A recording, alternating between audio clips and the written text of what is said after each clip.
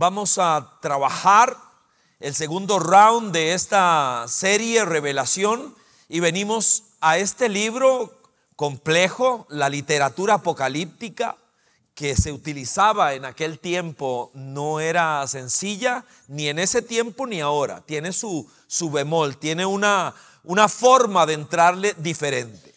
Así que el capítulo 5 de Apocalipsis lleva por nombre en nuestro mensaje Cordero y León, porque es mencionado Jesucristo de esa manera allí, por una razón muy particular. Este capítulo describe de una manera muy fuerte el carácter, la obra y el triunfo de Cristo. De nuevo, el carácter, la obra y el triunfo de Jesucristo. Les recuerdo que hay en el libro de Apocalipsis entero dos propósitos principales: conocer a Jesucristo más. Lo conocemos en los evangelios, lo conocemos desde el Antiguo Testamento, donde es dibujado. Pero en el Apocalipsis hay una revelación de su carácter mucho más fuerte que lo que encontramos solo en los evangelios. En los evangelios es el Cordero de Dios que quita el pecado del mundo. Pero en el Apocalipsis se revela una faceta de él, que es el león de la tribu de Judá. Y de eso vamos a hablar. Este capítulo inicia con un rollo que está sellado. Entiéndase que eran los libros de aquella época, sellado, al que nadie podía acceder. Básicamente, nosotros lo que nos encontramos allí es una escena de drama. Juan, que está viviendo esta experiencia celestial, como hablábamos hace 2 semanas cuando iniciábamos el estudio de este libro, está viviendo esta experiencia sobrenatural. Él está preso en una isla, pero ahora está en el cielo. Ahora está viviendo algo impresionante que lo hace llorar. Se desanima totalmente. Entra, rompe en llanto, se llena de angustia por lo que vamos a ver y lo que vamos a leer. Que ese rollo nadie puede acceder a él. Leemos capítulo 5 de Apocalipsis y el primer verso. Dice de esta manera: en la mano derecha del que estaba sentado en el trono, es Dios el Padre, vi un rollo, entiéndase, un libro, un escrito, que está escrito por ambos lados y sellado con 7 sellos. También vio a un ángel poderoso, interesante lo que él señala, que proclamaba a gran voz: ¿quién es digno de romper los sellos y de abrir el rollo? No sabemos qué es lo que hay dentro de ese libro, de ese rollo, pero Juan dice que él rompe a llorar porque no hay nadie que lo pueda tomar en la mano. Así que dice verso 4, el verso 3 quiero leerlo de nuevo: pero ni en el cielo, ni en la tierra, ni debajo de la tierra hubo nadie capaz de abrirlo, ni de examinar su contenido. Y se recalca: y yo lloraba mucho, porque no se había encontrado a nadie que fuera digno de abrir el rollo, ni de examinar su contenido. Así que aquí estamos frente a un capítulo que tiene y empieza a generar algunas complejidades. Los eruditos llegan a ciertas conclusiones de lo que este libro, este rollo podría ser. Menciono algunas. Una de las sugerencias es que es el libro de la vida, el libro que aparece en Apocalipsis, donde se contienen los nombres de los hombres y mujeres que han sido redimidos por Jesucristo. Esa es una opción. No me pliego a ella. Pareciera que el contexto del capítulo no lo permite, pero bueno, es una sugerencia. La otra es que señalan algunos que es el decálogo, los 10 mandamientos que describen el carácter de Dios. Eso ya está revelado. No me parece que fuera sostenible mantener esa tesis, pero bueno, alguien la mencionó y son personas de muchísimo respeto. La tercera opción es la que señala que los profetas como Daniel y como Ezequiel, que hablaron de un libro sellado que no se podía abrir y que mencionaron que contenía las calamidades que este mundo iba a sufrir al final de los tiempos. Bueno, eso tendría, por la forma que utiliza tanto Daniel como Ezequiel, podría ser más sostenido. En teología, que a veces el mismo término quiere asustarnos un poco, la teología es el estudio de las cosas de Dios, pero la teología bíblica, o sea, el estudio de las cosas de Dios a partir de la revelación de su palabra, es una ciencia, de hecho es una carrera. En eso fue en lo que me licencié. Pero cuando una persona quiere estudiar de una manera seria la palabra de Dios, hay un concepto en teología que es muy importante de conocer. Podría ser solo una palabra dominguera, pero es mucho más que eso. La palabra exégesis, que si no se utiliza explicada, no tendría sentido. La exégesis es una herramienta, una forma, permítame llamarlo, un sistema que me intenta llevar al significado de algo a partir de los contextos, del contexto histórico, cultural, del testamento en que algo estuvo, el antiguo o el nuevo. ¿Quién fue el autor? ¿Por qué estaba escribiendo eso? Y en este caso en particular, el contexto cultural señala algo que trae mucha luz para interpretar este pasaje. Resulta ser que en aquella cultura a la que Juan le está escribiendo, sabían que cuando una persona le iba a dejar una herencia a otra persona, ponía el testamento y le ponía 7 sellos. Este pasaje lo que está describiendo es la herencia de Dios para usted y para mí. Y Juan está llorando porque nadie puede abrirlo y nadie puede aplicar, nadie puede acceder a la herencia de Dios. No hay nadie, ni en el cielo, ni en la tierra, ni debajo de la tierra. No hay nadie que pueda darme a mí lo que Dios tiene para mí. Dios lo ofrece, pero se necesita un mediador, un intermediario. Y en el cuerpo de Apocalipsis capítulo 5 aparece el cordero y el león como el único que puede acceder a eso. Permítame, no es la iglesia católica la que me puede dar a Dios, ni la iglesia evangélica, no es Billy Graham ni la Madre Teresa. Ninguno puede. Nadie. No hay una iglesia local, no hay un pastor, no hay un sacerdote, no hay un papa, no hay nadie. Ni doña María, ni don Pedro, ni don Juan, nadie. Dice que lloraba mucho porque se buscó en el cielo, en la tierra y debajo de la tierra a ver si había alguien digno, merecedor de tomar el rollo de las manos del Padre para implementarlo, para que nosotros pudiéramos gozar de la herencia de Dios. Entonces, en resumen, planteo la tesis de que es el establecimiento del reino lo que está en ese rollo. Todo aquello que Dios ha hecho para ejecutar las promesas de Dios y los juicios de Dios.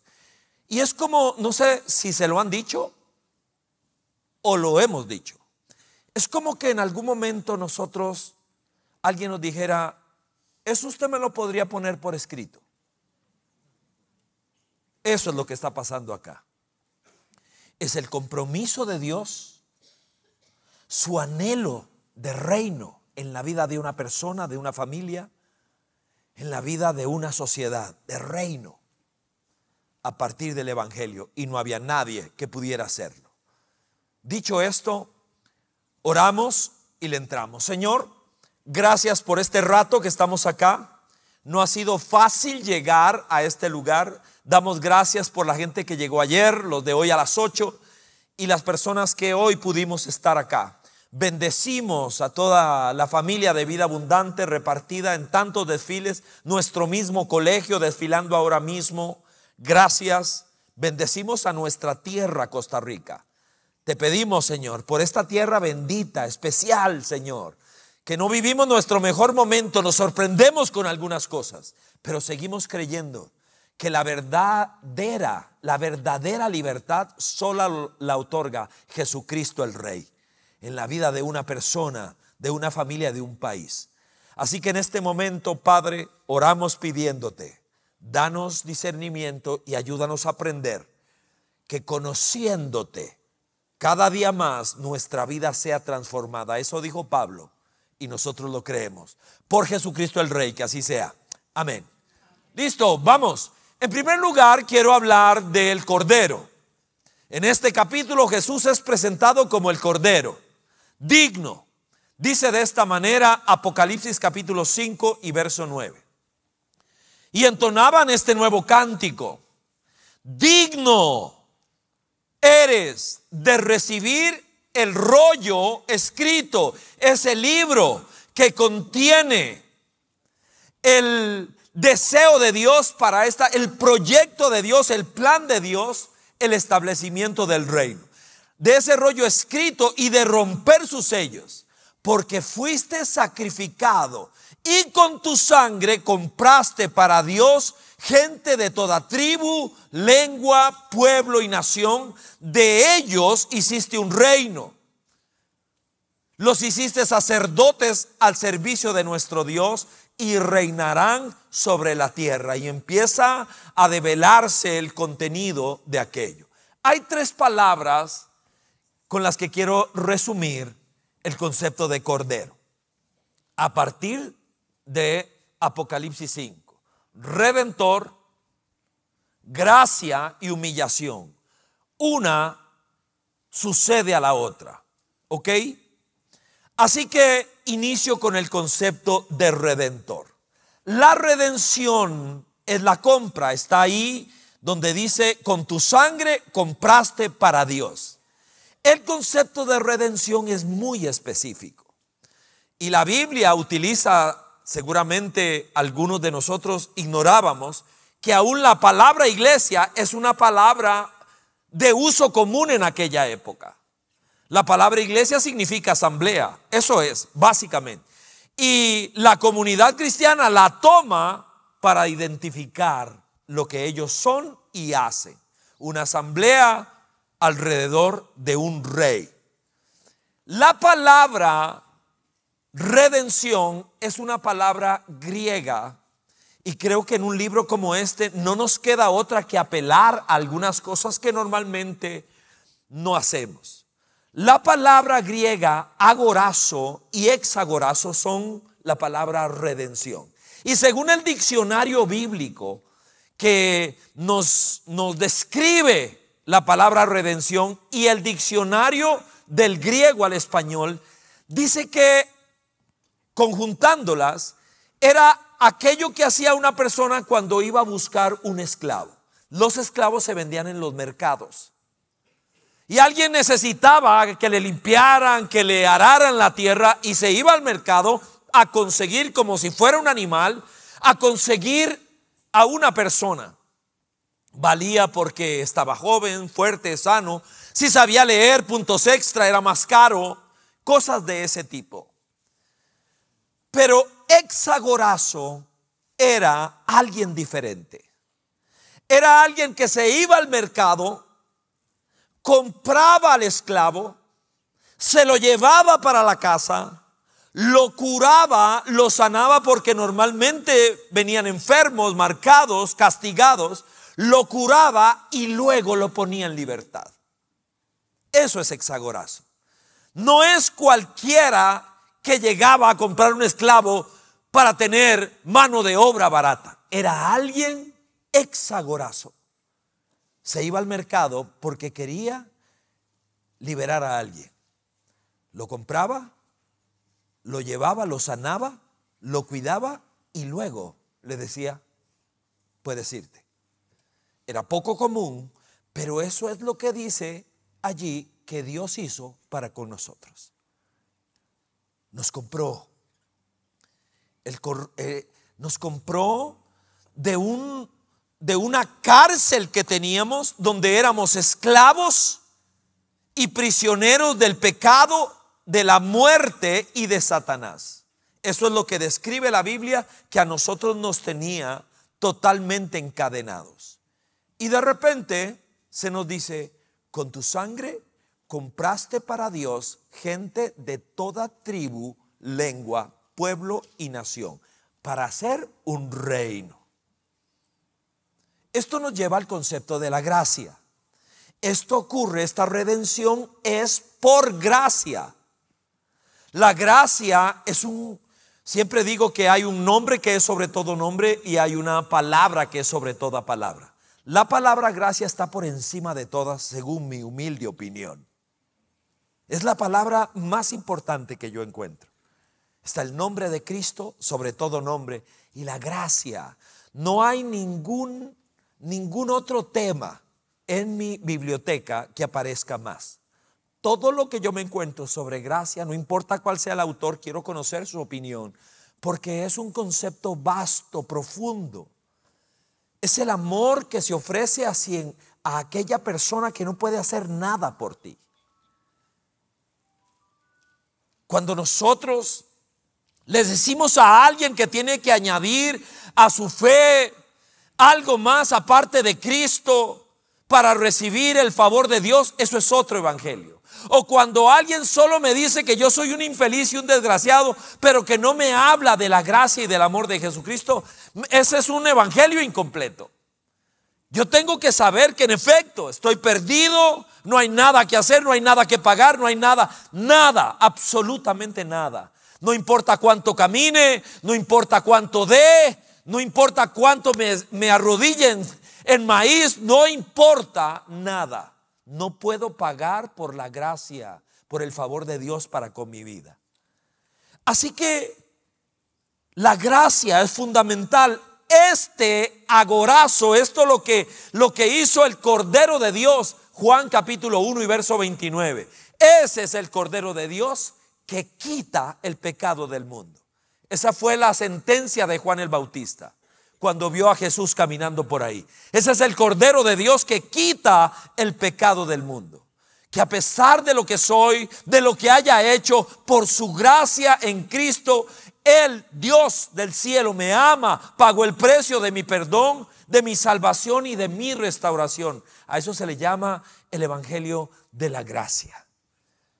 Y es lo que estamos viendo de un momento a otro en esa escena en el cielo, donde hay un testamento que yo necesito, pero al que no puedo acceder, porque no hay nadie ni en el cielo, ni en la tierra, ni debajo de la tierra que lo pueda tener. Nadie que lo pueda siquiera mirar, dicen otras versiones, y la versión internacional dice que no lo puede examinar. Solo hay uno, y es el Cordero de Dios, que es presentado en primer lugar. Hace unos días me reunía con dos excompañeros de la escuela, con Arce y con Montero. Hemos mantenido relación, allí nos hemos reunido como grupo. Nos conocemos bien, estuvimos 6 años en la Buenaventura Corrales. 6 años, mismo grupo, misma maestra. Y nos conocimos. Así que hace algunos años, como suele suceder, alguien toma la iniciativa y nos conecta a todos y ahí nos hemos visto. Así que me reuní con Arce y con Montero. Estábamos ahí compartiendo. Y de repente, y era parte de mi intencionalidad para presentarles al Señor, que surgiera el tema, le dije: Montero, quiero darte gracias porque me he acordado mucho de una anécdota en tu casa, de algo que me pasó a mí en tu casa. Nos invitó a varios compañeros a pasar un día allá con él jugando. Son una familia de recursos. Así que yo, que estoy de un patio de vecindad en Barrio Luján, las latas de Barrio Luján, de repente estoy en una casa muy bonita y que hay juguetes y todo. Y estamos jugando y jugando, y de repente la mamá dice: a comer. ¡Wow! Palabras mágicas. A comer, y ¡pum! Ahí vamos todos. Una mesa servida, grande, larga, una familia grande. ¡Wow! Cuando yo empiezo a ver aquel tanate de comida, nunca había visto tanta comida junta. Yo, ¡wow! Encandilado. Ellos hacen una oración. Extraño para mí en aquel momento, hacen una oración. Y dice: bueno, a comer. Y ni para qué. Y yo empiezo. Quedó algo así, más o menos quedó como el volcán Arenal, pero en arroz y frijoles, así. Era una cosa increíble. Pero de repente me percato que la gente alrededor de la mesa solo se sirvió ensalada. Hijo, yo vuelvo a ver y yo dije: nada, esto es una pelada de parte mía. Esto es. ¿Qué hizo el cavernícola de Ricardo Salazar? Empecé a devolver la comida. Los frijoles por aquí, el arroz por aquí, para que solo quedara la ensalada. Ya. Soy un cavernícola, nunca me han enseñado nada. No tengo educación de ningún tipo, como un animalito. Pero ¿sabe cuál fue lo maravilloso? Que nadie me hizo sentir mal. Nadie. Y le dije: Montero, ese día yo pude haber salido hecho polvo de ahí. Me faltaba poco para eso, porque era de por sí muy acomplejado. Y yo quiero agradecerte que en tu casa nadie me hizo sentir mal, ni menos ni nada. ¿Sabes cómo se llama eso, Montero? Le dije: se llama gracia, por si no lo sabías. Se llama gracia. Es tratar a alguien con un favor, porque no puede hacer nada de vuelta. Se llama gracia. Es una palabra maravillosa.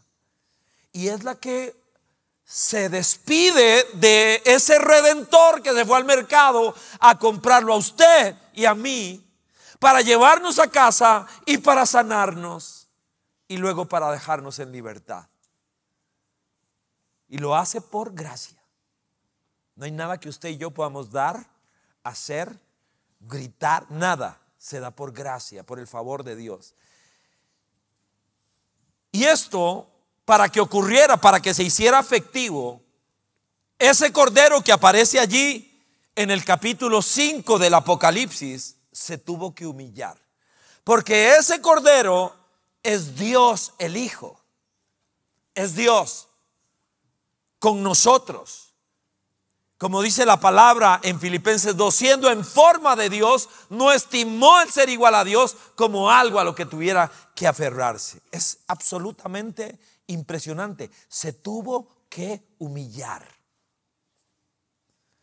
Y empieza a decir que era Dios, pero que no le importó ni se aferró. Y entonces dice que se humilló, se rebajó, dice la versión internacional, se rebajó hasta lo sumo. Se hizo hombre, eso se llama encarnación, esa es la Navidad. Dios con nosotros. Pero no solo se rebajó, se hizo siervo, lavó pies. No solo lavó pies, sino que llegó a la muerte más infame de aquella época, que es la de cruz, desnudo colgando de un palo. Y todo por usted y por mí. Por eso dice: con tu sangre compraste gente de todo pueblo, tribu, lengua y nación. Usted, yo. Y por gracia lo hizo, se humilló. Leía en las reuniones anteriores, leía de Isaías 53, que los judíos lo evitan al máximo porque intentan hacer calzar el pasaje en Israel y no en el Mesías. Pero cuando se habla del Mesías, es Jesús descrito 700 años antes de que él apareciera en escena. Isaías lo dibuja de manera profética, de una manera increíble. Dice: traspasado por nuestras rebeliones, molido por nuestras iniquidades, todos andábamos perdidos como ovejas, cada uno seguía su propio camino, pero el Señor hizo recaer sobre él la iniquidad de todos nosotros. Empieza a hablar de cómo fue muerto, de cómo fue entre los inicuos, cómo fue sepultado, pero para traer salvación, lo que está en ese rollo, lo que está allí. Permítame cerrar este punto del Cordero con una figura, con una ilustración. La guerra civil en los Estados Unidos, que fue allá por 1861 en adelante, 4 o 5 años, es la guerra donde más personas de ese país han muerto. Murió 1 millón de personas, murieron 1 millón de personas. Terrible. Murió un presidente, Abraham Lincoln murió, producto de esa guerra, de las tensiones. Dentro de los logros de la victoria de aquellos que lograron vencer, era que ellos estaban en contra de la esclavitud, usted lo sabe. Pero leyendo a Charles Swindoll en un libro que se llama El despertar de la gracia, extraordinario, dice Swindoll, narrando ese momento doloroso, sangriento, que dejó heridas graves que aún hoy uno puede mirar, que la gran mayoría de los esclavos siguieron viviendo como esclavos. La gran mayoría. La gran mayoría. ¿Por qué? Pregunta Swindoll. Y él contesta: porque no sabían vivir en libertad. Entonces de repente ahora hay una ley que dice que ninguna persona es más que otra a partir del color de su piel. Así tiene que ser. Pero la gran mayoría de las personas que habían vivido en esclavitud se quedaron viviendo con sus amos. ¿Por qué? Porque no sabían vivir en libertad. Para poder lograr vivir en libertad, nosotros necesitamos saber y conocer el precio que se pagó para que fuéramos libres. Y esa es la intención de Juan cuando escribe el Apocalipsis, y más bien de Dios. Me hace saltar al siguiente concepto: Jesús, el león de la tribu de Judá. Así se le menciona, así se le señala en Apocalipsis capítulo 5. Se habla de la dignidad que lo ha convertido en un juez. Estos 3 conceptos son paralelos a los anteriores de oveja. Son casi que la versión extrema. Porque fue cordero, ahora puede ser león. Y básicamente nosotros encontramos allí la dignidad de Cristo, que lo convierte en un juez que hace que su pueblo le adore. Y vamos a ver rápidamente esto. Vea el verso 5. Estamos en Apocalipsis 5. Dice: uno de los ancianos me dijo: deja de llorar, que ya el león de la tribu de Judá, la raíz de David, ha vencido. Él puede abrir el rollo y sus 7 sellos.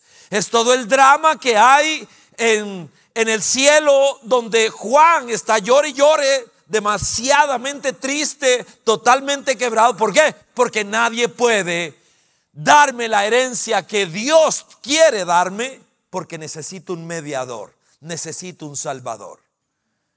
Y entonces se le dice: no te preocupes, deja de llorar, el león de la tribu de Judá, la raíz de David, ha vencido. Él sí puede hacerlo.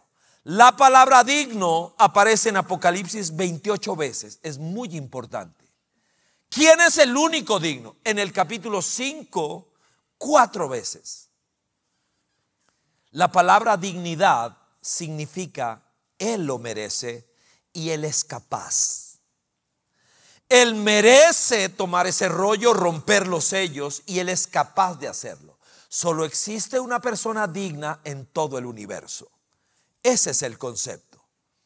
Una vez más, no creo que se pueda insistir demasiado en esto, porque lo necesitamos, porque nosotros somos receptores de una orden del apóstol Pablo.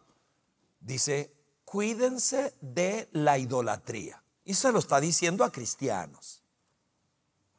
El corazón humano, dice Swindoll, es la mayor fábrica de ídolos que existe. En cuestión de minutos, usted y yo somos capaces de poner en el lugar que solamente Cristo debería estar cualquier cosa, cualquier persona, cualquier actividad. Jesús no se cansó de decir yo soy todo, soy camino, soy verdad, soy vida, soy pan, soy agua, soy luz. Por eso nuestro corazón, nuestra vida solo debe ser para Él, porque el único que es digno es Él. Respeto a quien se lo merece, admiración a quien se lo merece, pero nuestra fe solo a uno. ¿Por qué? Porque así como Jesús es redentor, porque es digno, y también Él, que hablábamos en el concepto de oveja, nos otorga gracia, Él también en segundo lugar es juez. Y aquí nosotros necesitamos detenernos un poco más. Juez. Jesús, nosotros seguramente, porque nos atrae aquello, nos atrae la historia del padre del pródigo, que es la respuesta de Jesús a por qué usted se sienta con gente que es mal portada. Y Él cuenta la historia del pródigo y cuenta la historia de la oveja perdida y de la moneda perdida. Nos encanta, eso nos atrae. Nos atrae, ¿por qué? Porque amamos esa gracia. Pero de un momento a otro, la oveja se convierte en león. Y yo necesito entender esta faceta del carácter de Dios. El que me otorga gracia también dicta sentencia. Y yo tengo que saber eso. El que me da gracia también sabe dictar sentencia. Ese león de la tribu de Judá también es juez. Y en algún momento de la historia, cuando aparezca para partir ahora sí cierto, de tener la historia como la hemos conocido para que inicie el reino, ahí va a dictar sentencia. Hay un concepto teológico que se llama universalismo, es falso. El universalismo es la concepción de que todo el mundo va a entrar a la fiesta de Dios, todo el mundo. Es la interpretación errada de tal manera amó Dios al mundo.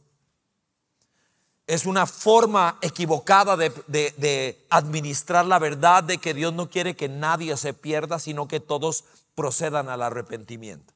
Es una forma equivocada de hacerlo y toma avenidas equivocadas para llegar a esa conclusión. Nosotros debemos saber que en efecto este es el tiempo de la gracia. Por eso predicamos, por eso la iglesia es tan importante. La iglesia es tan importante porque predica a Cristo, la esperanza de salvación. Pero llega un momento de la historia, según la Biblia, ¡pum!, en que se corta. Y ese cordero que salvó ayer, hoy se convierte en juez que sentencia. Decía ayer a la iglesia del sábado que las dos personas que más escribieron sobre el infierno son, en primer lugar, Jesús, por nocaut. Jesús fue el que más habló del infierno.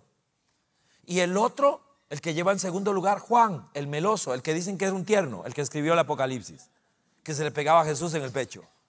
Las dos personas que más hablaron acerca de la realidad del infierno. Es su juez. Así que toda esperanza de rectitud, justicia, paz únicamente se da en Jesucristo. Y sentencia Juan capítulo 5 verso 22. El Padre no juzga a nadie, sino que todo juicio lo ha delegado en el Hijo. De repente, el Cordero se convirtió en león, en un león que juzga. Solo alcanzaremos dignidad cuando Jesús nos transfiere su dignidad. Pero necesito rendir mi vida sobre Él. Y todo desemboca. Es interesante que el capítulo 5 de Apocalipsis desemboca en 4 adoraciones. Versos 9, 12, 13 y 14. Adoraciones. Y cada adoración tiene algunas facetas de la personalidad del carácter de Jesucristo. Dice de esta manera el verso 13. Y oí, vea qué interesante, a cuanta criatura hay en el cielo, en la tierra, debajo de la tierra y en el mar, a todos en la creación que cantaban. Y esta es la canción: al que está sentado en el trono y al Cordero, sean la alabanza, la honra, la gloria y el poder por los siglos de los siglos. Se le adora porque era un cordero que consolaba, pero también es un león que confronta. Es un cordero que sirve, lava pies, vino a esta tierra, pero también es un león que defiende. Es un cordero que se sacrifica, pero es un león que juzga, que conquista. Dice el texto de Apocalipsis 5 que ese cordero, retornando un poco a la figura, tenía 7 cuernos y 7 ojos. Casi no hay discusión entre los eruditos que el cuerno a lo largo de toda la Biblia significa poder y autoridad. No hay nadie con más poder y autoridad, porque el número 7 implica plenitud, que Jesucristo. Y los 7 ojos, tampoco hay prácticamente discusión en que implica conocimiento absoluto. Dice que ese cordero que se convirtió en león, todo lo puede y todo lo sabe. Todo. No hay nadie ni nada que se escape de su capacidad de mirar lo que ni nosotros mismos miramos. Así que recuerdo que venía en un avión y venían varias personas judías alrededor mío, el de al lado y los de atrás, judíos con su cosita en la cabeza, y venían hablando. Me llamó la atención las cosas que decían, porque eran amigos, eran jóvenes y venían en el vacilón y diciendo algunas de las cosas. Se ve que iban de trabajo de negocios, iban diciendo cosas y cosas y cosas, y yo me llamaba la atención porque hablaban de ciertas cosas pasadas de tono, ¿verdad? Y venían hablando y yo estaba ahí leyendo y orejeando, la verdad que sí, porque estaban vecinos. Así que me llamó la atención que en eso sirven la comida. Y el que iba al lado mío le hace saber a la muchacha que él no come eso, que él solo come, creo que así se pronuncia, un día me vaciló Manny, kosher. Se escribe, así se dice, kosher, ¿sí? Porque esa es la comida que no lo contamina. Y ese está infeliz de todo lo que viene hablando, de lo que va a hacer allá y todo eso. Y ahora la galleta es lo que lo va a contaminar. Pero es que así somos usted y yo. Tenemos nuestras propias tonterías. Concluyo. La primera venida de Cristo fue como cordero, esa es la figura que más conocemos. Pero la segunda venida será como león. Así lo registra Apocalipsis capítulo 5. Él es el cordero, es cierto, pero también es el león de la tribu de Judá. Y esa faceta de su carácter necesito conocerla. Viene a restablecer el reino por medio de Jesucristo. Ese rollo es la herencia. Según Colosenses, todo lo creado es por Cristo, a través de Cristo y para Cristo. Eso dice Colosenses. Eso dice Pablo en el libro de Colosenses. Esa es la primera creación. La segunda creación, ¿se acuerda? Cielo nuevo, tierra nueva. También Cristo es la estrella de la película. Lo necesito desesperadamente. Que mis ojos, que mi corazón esté totalmente apegado a Él. Y Él aparecerá para que el paraíso perdido en Génesis y que Él recuperó en Apocalipsis pueda ser entregado a la gente que se llama iglesia, a los discípulos de Jesucristo. Dice 5:10, de ellos hiciste un reino, los hiciste sacerdotes al servicio de nuestro Dios, reinarán sobre la tierra. Y aprendí algo que me llamó la atención estudiando. Yo sé que amén significa que así sea, eso lo sabía, que estoy de acuerdo con algo. Pero cuando estaba escarbando entre los conceptos y veo que en el último verso de Apocalipsis 5 dice que aquellos ancianos se tiran de cara al piso delante de Jesucristo. Se tiran al piso, dice que decían amén a todo y que lo hacían en adoración. Y decía un autor que amén significa que creemos que un concepto es verdadero. Confirmar que nuestro deseo es que así sea, pero también que la persona que dice amén responde de una manera muy diferente. Responde en rendición y obediencia a aquello que está diciendo amén. No es solamente una palabra suelta, es un compromiso del corazón. Y me impresionó mucho. Se están rindiendo aquellos que representan la iglesia en rendición y misión absoluta, porque Jesucristo fue cordero, pero también león, y el único digno de tomar el rollo que es la herencia que Dios tiene para mí. Y yo no sé usted, pero la quiero toda. Todo lo que Dios tenga para mí yo lo quiero. No quiero que se quede nada. Póngase de pie, por favor. Y vamos a terminar aquí. Le quiero invitar con todo respeto que pueda cerrar sus ojos un momento. Señor, queremos darte gracias por tu palabra. Te ruego que cada hombre y mujer que hoy nos dimos cita en este lugar, en un día hermoso, importante para nosotros, porque celebramos independencia, pero si somos rigurosos con esa palabra, no somos tan independientes, ni como personas, ni como país. Pesan sobre nosotros muchos yugos. Realmente muchas cadenas. Tú eres el libertador por excelencia, Señor. Al punto de que tu palabra dice que si tú no libertas, nadie es verdaderamente libre. Eso dice tu palabra. Y para que eso pueda ser efectivo, tuviste que ser cordero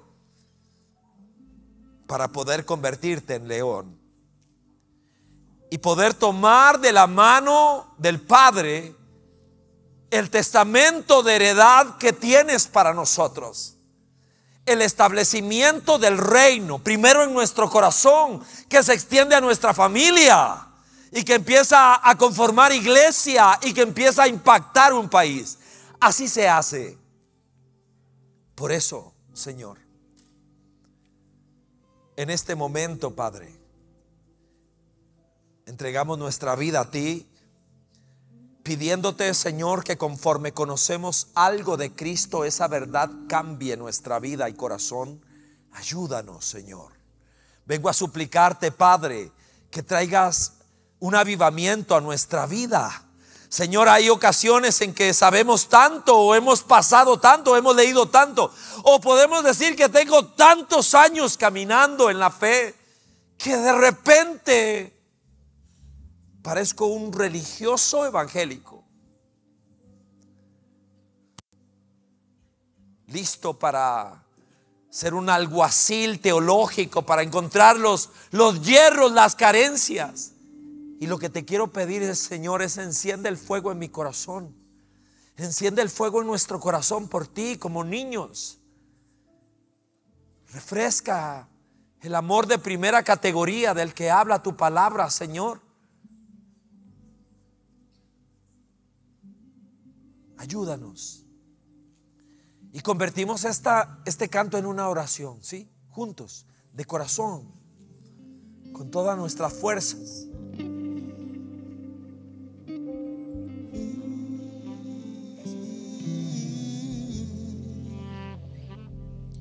Tu nombre es más alto, tu nombre es más grande, tu nombre sobre todo es. Dominios y tronos, poderes y reinos, tu nombre sobre todo es. Tu nombre es más alto, tu nombre es más grande, tu nombre sobre todo es. Dominios y tronos, poderes y reinos, tu nombre sobre todo es. Tu nombre es más alto, tu nombre es más grande, tu nombre sobre todo es.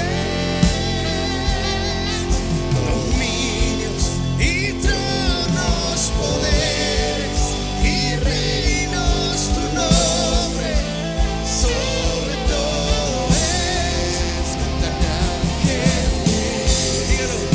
Santo, toda la creación. Santo, Santo, exaltado Dios. Santo, Santo por siempre. Canta el pueblo a ti. Dígalo. Santo, Rey de reyes es. Santo, tú siempre serás. Santo, Santo por siempre.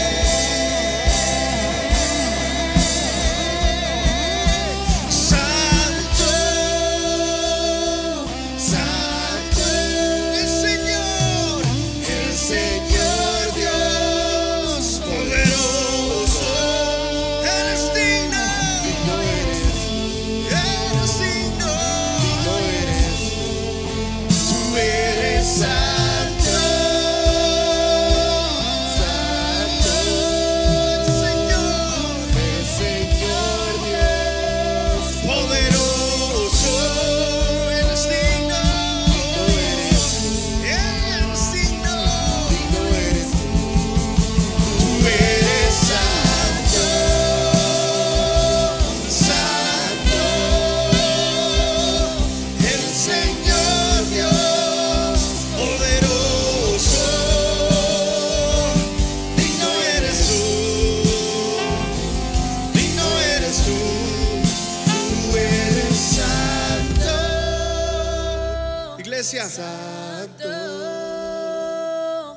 el Señor Dios poderoso.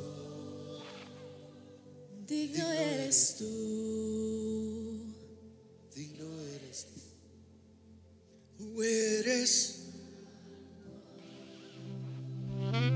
santo.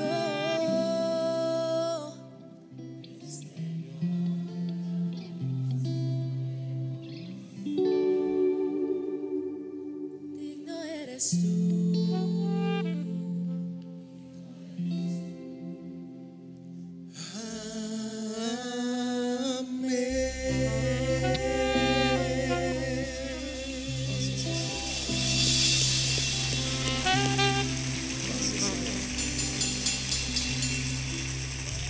Sígame un momento más, por favor. En actitud de oración. Un momento más.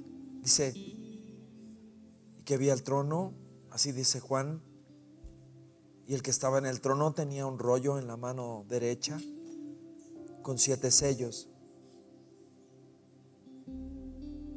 Y dice que no había nadie ni en el cielo, ni en la tierra, ni debajo de la tierra que pudiera tomar.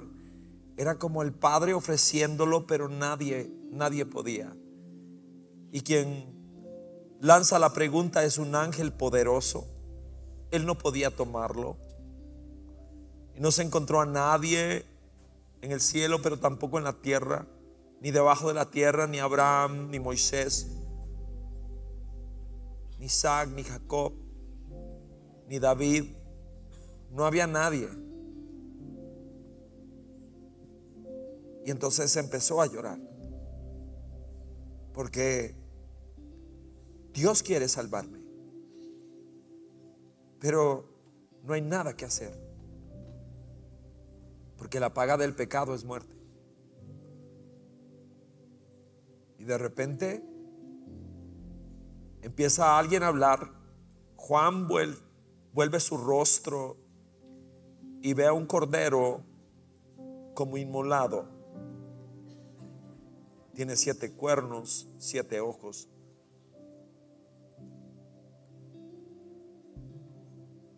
Y se le señala que debe detenerse de llorar, porque ese cordero que se convirtió en león, el león de la tribu de Judá, ha vencido. Y ese cordero, que también es él, derramó su sangre para comprar de todo pueblo, tribu, lengua, nación, gente para Dios. Fue al mercado a comprarme. Ahí estoy, encadenado, no tengo derechos, no puedo apelar nada. Se para frente a mí y me compra. No sé qué ven nosotros, pero nos compra. Es como si hubiera dicho: no quiero pasar la eternidad sin ti. Me vino a buscar por gracia. Dejó su trono. Y quiero agradecerte, Señor. Y quiero decirte que una vez más mi corazón es para ti. Mis días, hasta el último suspiro, es para ti, Señor. No me convertí. Me empecé a convertir hace 40 años. Y ahí voy todavía, Señor, pulseándola, más en deuda que otra cosa.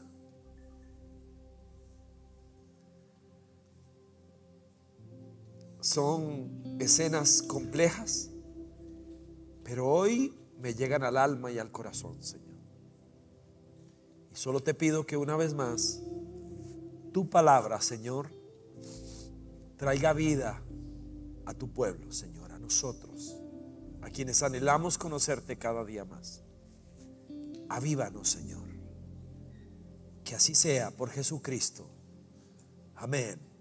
Amén. Dame un aplauso a su Señor, sí. Gracias.